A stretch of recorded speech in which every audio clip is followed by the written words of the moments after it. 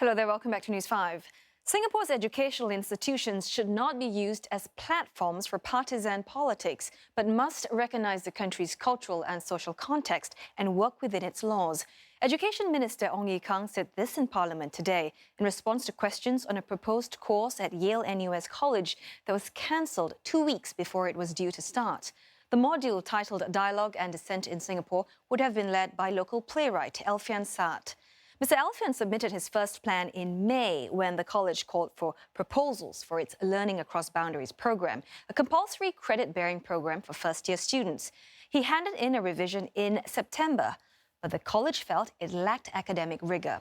A workshop on protest placards and a visit to the Speaker's Corner would have also put students at risk of breaking the law.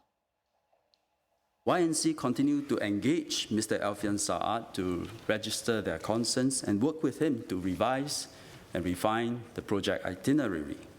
Eventually, YNC concluded that there was insufficient time to revise the project before the start of Week 7 LAB program. It therefore decided to withdraw the project and inform affected students on 13 September 2019. YNC then informed MOEs of its decision, as it expected some public reactions. An independent investigation by Yale University echoed what Mr. Ong had outlined. Mr. Ong said Mr. Alfian's module included talks by personalities like activist Jolavan Wham, who was convicted of public order-related offences, and historian P.J. Tam, who publicly suggested that Singaporeans celebrate Malaysia's Independence Day. Also included films on foreign dissidents like Hong Kong's Joshua Wong. Now, Mr. Ong said Mr. Alfian's public writings, like his poem, Singapore, You Are Not My Country, show his attitude towards Singapore. These individuals responsible for the program are entitled to their views and feelings about Singapore. They can write about them, even vent them on social media, in that process even have a following. But we have to decide whether we allow such forms of political resistance free rein in our educational institutions, and even taught as compulsory credit-bearing courses or programs. Well, Mr. Ong said that after considering the elements and personalities involved, ordinary Singaporeans exercising common sense would conclude that the project is filled with motives and objectives other than learning. MOE therefore cannot allow such activity in its schools or institutions of higher learning. MOE values academic freedom, as do our AUs. With academic freedom, our universities can create new knowledge, innovate, contribute to scientific, technological, economic, and social progress. Our AUs have always been places where different ideas are explored and debated, and public discourse carried out vigorously and also rigorously. That is why a liberal arts school like YNC will have a place in Singapore's education landscape. In fact, in all our AUs, there is an increasing focus on interdisciplinary learning and development of critical thinking skills in our students. But thinking critically is quite different from unthinkingly critical. Well, Mr. Ong said political dissent is a legitimate topic to be studied, and students read classic works by Karl Marx or Mao Zedong. It would also be valuable for them to critically examine present-day issues like causes and implications of protests against climate change or globalization. The minister laid out 4 guiding principles for educational institutions, and they must operate within the laws of Singapore and not deviate from their mission to advance education and maintain high academic standards. They should not be used as platforms for partisan politics and must recognize Singapore's cultural and social context. When elections are impending, AUs will always host panel discussions comprising representatives from various political parties and seek to present a balanced range of viewpoints. Otherwise, politicians of any political party, government or opposition, may not campaign, mobilize support, or advance their party politics in any of our educational institutions.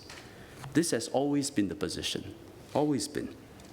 And when political office holders attend events, give speeches, or conduct dialogues with students, they will do so only for the purpose of discussing national policies, not to mobilize partisan political support. Academic freedom cannot be carte blanche for anyone to misuse an academic institution for political advocacy, for this would undermine the institution's academic standards and public standing. Mr. Ong said, in an increasingly globalized world, people must not impose one country's values and culture on others or import them without thinking about the consequences. Instead, countries must work together while understanding and respecting one another's contexts and norms. Mr. Ong said encouraging critical thinking among students is important, but he stressed that it must be done within the Education Ministry's guidelines. The cancellation of dialogue and dissent in Singapore had sparked debate among academics and members of the public alike, with concerns that the incident would curb academic freedom. Will the ministry